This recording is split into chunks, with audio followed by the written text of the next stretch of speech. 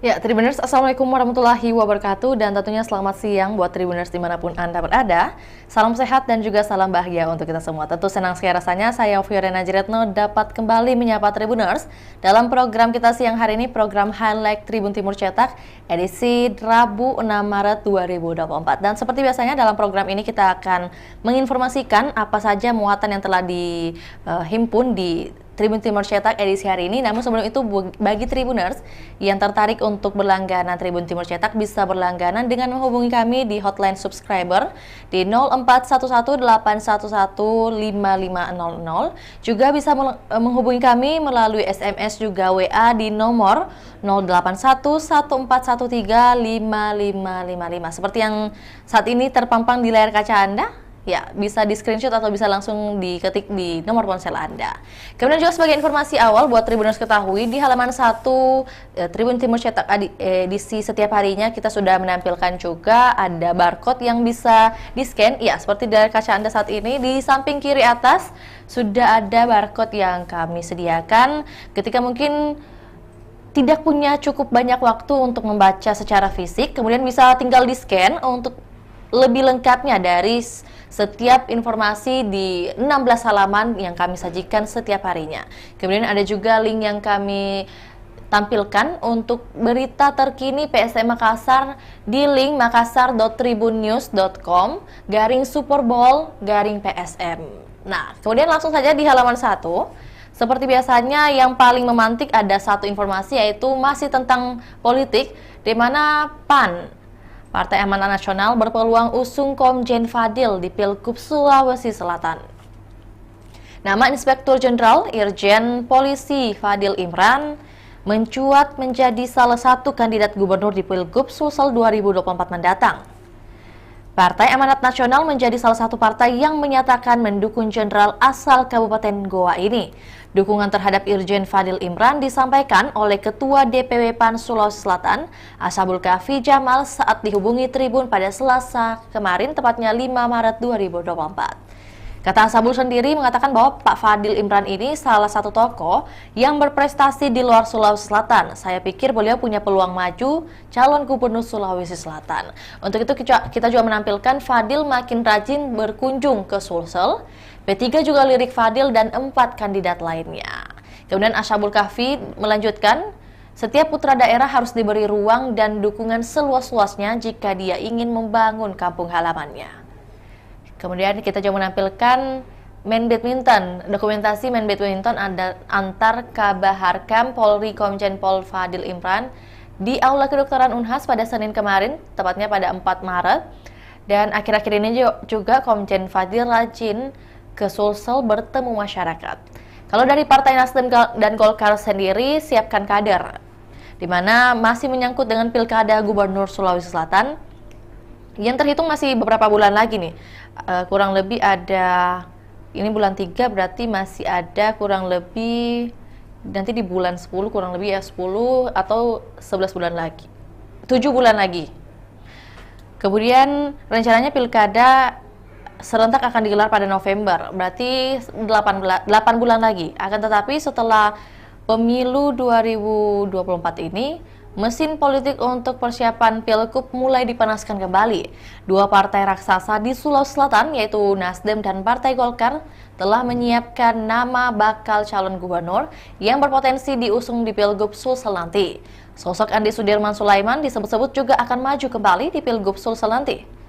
Dan sejumlah balihonya telah terpasang di beberapa titik di Makassar dan daerah lain. Nanti untuk informasi lebih lengkapnya dari headline kita, ada dua partai yang merupakan partai raksasa di Sulsel, bisa diakses lebih lengkapnya di halaman 7. Namun sebelum itu kita juga menampilkan grafis perolehan suara caleg DPRD Sulawesi Selatan. Ada beberapa figur dan juga beberapa partai yang diwakilinya, di mana Dapil Sulsel 2 yang meliputi Panakukang, Manggala, dan Birikanaya yang saat ini lebih unggul di angka atau dengan angka 22.638 suara atas nama Hamzah Hamid dari Partai Amanat Nasional. Kemudian disusul oleh Rahman Pina dari Partai Golkar sebanyak 24.301 suara. Dari Sulsel 3 sendiri yang meliputi daerah Goa dan Takalar, ada beberapa partai juga semakin banyak dibandingkan Dapil Sulsel 2. Kalau dari Sulsel 3 sendiri ada 9 kursi. Yang paling dominasi adalah dari P3 sebanyak, ya, untuk suara partainya sebanyak 117.502 suara untuk suara partai. Bisa dilihat ada figur-figur siapa saja mungkin yang menjadi dukungan para Tribuners nih. Kemudian kita beralih lagi ke informasi karena masih ada beberapa informasi headline yang kami tampilkan di halaman 1. THR PNS cair H-10 Lebaran dan diterima 100%. Ini kabar gembira dan juga langsung disampaikan oleh Menteri Keuangan Menkeu Sri Mulyani Indrawati, menyatakan pemberian tunjangan hari raya atau THR untuk aparat sipil negara bakal diberikan pada H-10 sebelum Hari Raya Idul Fitri pada April 2024 mendatang. Langsung ada statement yang disampaikan bahwa THR seperti yang saya sampaikan sedang di dalam proses. Dan seperti biasa kita akan selesaikan sehingga bisa dibayarkan pada 10 hari sebelum Hari Raya, kata Sri Mulyani kepada wartawan usai menghadiri acara Mandiri Investment Forum pada Selasa 5 Maret kemarin. IAP minta lampu Stadion Sudiang tak ganggu penerbangan. IAP ini adalah Asosiasi Profesi Ikatan Ahli Perencanaan Sulawesi Selatan yang memberikan banyak masukan untuk pembangunan stadion di Sudiang, di mana ia mendorong agar pembangunan stadion dikaji secara mendalam terkait gangguan terhadap transportasi udara. Ya, karena memang letaknya stadion dengan bandara penerbangan itu sangat dekat, bukan sangat tapi cukup dekat, sehingga ditakutkan akan memengaruhi kualitas penerbangan nantinya.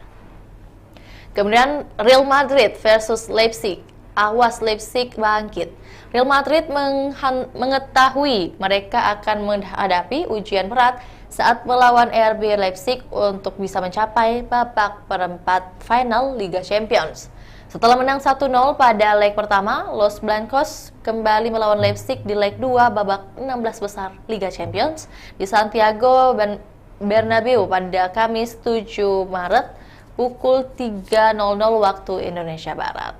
Pada laga pertama, pertandingan berakhir dengan skor 1-0 untuk Real Madrid. Gol tunggal Brahim Diaz di Jerman membuat Real Madrid menang 1-0 pada leg pertama. Ya, untuk informasi lebih lengkapnya nanti kita bisa beralih langsung ke halaman 7. Namun sebelum itu kita melangkah ke rubrik selanjutnya yang biasanya juga kami bahas adalah rubrik Makassar yang ada di halaman 6 Tribun Timur Cetak edisi hari ini. Tentu ada beberapa headline juga dan juga ada dokumentasi dari Pemkab Maros raih Piala Adipura ke-8. Yang pertama adalah PU godok dokumen akses Stadion Sudiang, kirimkan tim survei ke lapangan. Dan langsung disampaikan oleh Kepala Dinas PU Makassar atas nama Sulhailsi Zubir.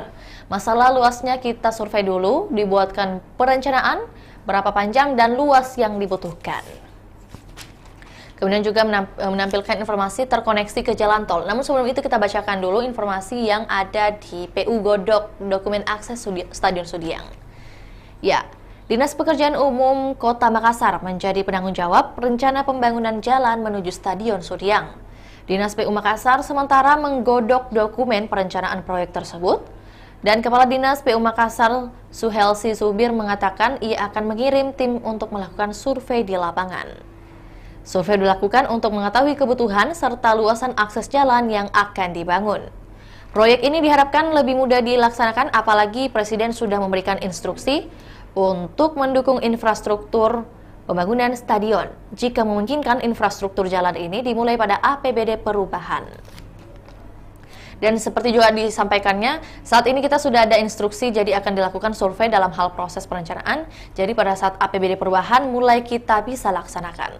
Sejalan dengan hal itu, kita juga menampilkan informasi dari Wali Kota Makassar, Muhammad Ramdan Dani Pemanto mengatakan, akses ini akan terkoneksi dengan jalan tol dan stadion di Sudiang. Dani Pemanto menjelaskan, pembicaraannya dengan Presiden Jokowi saat diundang ke Istana Negara beberapa waktu lalu membahas terkait stadion ini. Kepada PJ Gubernur Sulsel, Dani Pemanto dan rombongan kepala daerah lainnya, Jokowi menekankan bahwa pembangunan stadion adalah titipan untuk pemimpin selanjutnya. Dhani juga menegaskan lokasi stadion di Gor Sudiang tidak mengganggu kawasan keselamatan operasi bandara atau KKOP. Pengecekan telah dilakukan oleh Komando Operasi Udara atau Kopsau di Otoritas Bandara Sultan Hasanuddin. Kemudian di samping itu kita juga menampilkan Rakernis Sabara. Kepala Badan Pemelihara Keamanan Kabar Harkam Polri Komjen Pol Fadli Imran, Rakernis Korps Sabara Harkam Polri TA 2024 dengan tema Optimalisasi Kehadiran Sabara dalam Menciptakan Rasa Aman guna terwujudnya Polri yang presisi di Hotel Rira Makassar pada Selasa kemarin, tepatnya 5 Maret 2024. Publik menanti juga keseriusan DPR RI usul hak angket. Ini masih seputar politik juga. Guru Besar Fakultas Hukum dari Universitas Hasanuddin, Profesor Dr. Faisal Abdullah membedah buku berjudul Hak Angket dalam Sistem Ketenagakerjaan Indonesia. Acara tersebut diadakan di Laboratorium Moot Court Dr. Harifin Atumpa, Fakultas Hukum Unhas pada Selasa 5 Maret kemarin, tepatnya di pagi hari, dan langsung dihadiri oleh para akademisi, pakar hukum, pengamat politik, serta mahasiswa. Kemudian dalam presentasinya, Profesor Faisal Abdullah menjelaskan pentingnya pemahaman tentang hak angket dalam konteks sistem ketenagakerjaan Indonesia. Menurutnya, peran hak angket sebagai instrumen penting dalam pengawasan dan perlindungan hak-hak pekerja dalam hubungan industrial. Sebab isu-isu yang dibahas dalam buku tersebut berkaitan langsung dengan ketenagakerjaan yang mungkin dibahas dalam sidang DPR. Kemudian, hal ini juga masih menjadi perdebatan di DPR RI. Baginya, publik tengah menantikan keseriusan DPR RI dalam menggulirkan hak angket setelah lama melemparkan wacana. Profesor Faisal Abdullah menjelaskan konsep hak angket dalam konteks sistem ketenagakerjaan Indonesia menyoroti perannya dalam pengawasan DPR. Kemudian seperti yang View sampaikan juga bahwa di halaman 6 ini kita menampilkan dokumentasi pemerintah Kabupaten Maros yang meraih Piala Adipura ke-8. Bisa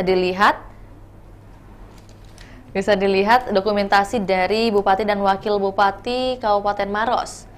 Tersenyum dengan sumringah dengan memegang raihan piala ya atas Adipura ke-8 nih. Dengan kategori kota kecil Turikale Kabupaten Maros. Ya, ini merupakan pemberian dari Kementerian Lingkungan Hidup dan Kehutanan pada kategori kota kecil. Penyerahan Piala Adipura ini diserahkan secara simbolis oleh Wakil Presiden Ma'ruf Amin dan diterima oleh Bupati Maros Khaidir Syam di Gedung Manggala Wirabakti Jakarta pada Selasa 5 Maret 2024. Khaidir mengatakan Piala Adipura ini menjadi hadiah pada 3 tahun kepemimpinannya bersama Suhartina Bohari di Kabupaten Maros. Ia menyebutkan perolehan piala ini tak lepas dari kerjasama dan kolaborasi seluruh pihak, baik pemerintah maupun masyarakat. Ya, setelah dari halaman 6, rubrik Makassar, kita juga akan menginformasikan untuk rubrik selanjutnya, yaitu rubrik Sulsel. Ada beberapa informasi dan juga grafis yang kami tampilkan di halaman hari ini, di mana yang pertama adalah dari Partai Nasdem primadona di Kabupaten Luwu. Kemudian kita juga menampilkan info penting, Golkar Gerindra geser dominasi P3 dan Perindo. Partai Nasdem atau Nasional Demokrat menjadi pemenang pada pemilihan legislatif Dewan Perwakilan Daerah DPRD Kabupaten Luwu pada tahun 2024-2029. Partai bentukan Surya Dharma Palo ini menjungkal dominasi Partai Persatuan Pembangunan di Luwu selama ini. Berdasarkan data model D hasil Kapko DPRD milik KPU Luwu, Nasdem meraih 6 kursi dengan total keseluruhan suara Partai Nasdem 43.199 suara. Jumlah kursi Nasdem ini bertambah 3 dari Pileg 2019 lalu. Dengan torehan 6 kursi tersebut, Nasdem berhak mendapat kursi Ketua DPRD Luwu. P3 harus kehilangan kursi pimpinan DPRD Luwu setelah hanya memperoleh 5 kursi. Kemudian jumlah suara partai yang dipimpin Rusli Sunali cuma 20.414 suara. Dengan begitu perolehan suara P3 masih kalah jauh dengan Golkar dan Gerindra di Kabupaten Luwu. Untuk itu harus bangun koalisi, kata Partai Nasdem. Memang yang memenangi Pileg 2024-2029 di Kabupaten Luwu dengan 6 kursi. Namun, mereka harus membangun koalisi untuk mengusung calon kepala daerah dan pada Pilkada Luwu. Syarat maju bertarung di Pilkada mendatang harus mendapat dukungan 7 kursi dari total 35 kursi DPRD Luwu. Artinya, Nasdem hanya butuh tambahan 1 kursi saja agar bisa mencalonkan pasangan kepala daerah. Jika berkaca pada kursi yang ada, paling tidak ada 3 hingga 4 pasangan calon bisa mengikuti pertarungan Pilkada 2024 di Bumi Saweri Gading ini.